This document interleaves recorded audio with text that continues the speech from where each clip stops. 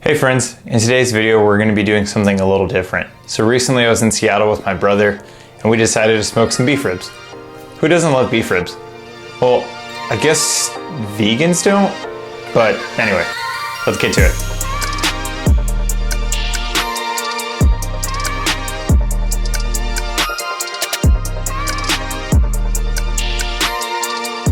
So the first thing we did is we went out to our local butcher and we got 4 beef ribs.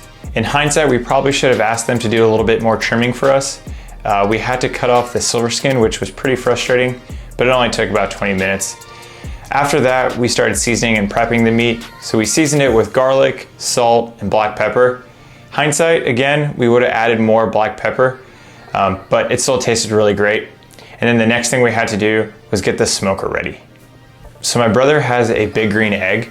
I don't know which size it is, but frankly, I don't think it really matters as long as the beef ribs fit on it, or whatever you're cooking for that matter fits on the grill. We added our lump charcoal, added some hickory. Really, you can use whatever type of coal or wood chips you'd like. My brother had these laying around, so we decided to use them. And then we got the fire started. From there, you need to let the fire burn out for a while because it's gonna start with this thick white smoke, which causes a really overly smoky flavor to the meat. So we let that go for about 30 minutes to an hour, I can't really remember. And once the smoke started thinning out and it was the thin, clear white smoke, then it was ready to put the meat on. Once you put the meat on the grill, it's basically just a waiting game. And the first thing you're waiting for is for the meat to be pulling back from the bone. Once it's pulled a good amount off the bone, then you can wrap it. The reason why you wrap it is to retain moisture. Nobody really wants dry barbecue, so this is a great way to ensure you have good food after waiting for a couple hours. Another good way to retain moisture is to add a water pan in your smoker. As you smoke the meat longer, it's going to evaporate the water, turning into steam, and the meat is going to absorb that moisture, so it still stays nice and juicy when it's ready to eat. So the problem that we're having right now is that the fire died down a little too much, so we opened it back up to hopefully raise the temperature. It's like, I think we steadied it out. It also doesn't help that it's sleeting right now, so this has been a pretty interesting way to cook beef ribs. My brother has a pretty interesting setup. He does have a digital thermometer that's connected to his phone and a fan. So when we're inside, we can check the temperature at all times, and the fan, if the temperature starts dying, it will turn on and give the fire a little bit more oxygen, therefore increasing the heat.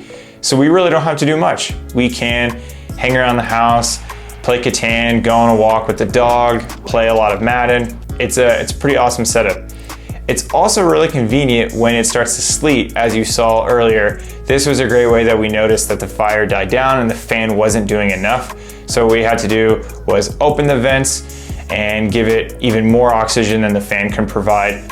So I highly recommend getting one of those. It is a little bit expensive and not everyone's gonna have this set up. You don't need it. You can just do it the old-fashioned way with having thermometers on the grill and just routinely checking it. It's up to you and how much time you wanna dedicate towards this. I thought this was just a fun experience and I wanted to share it with you guys.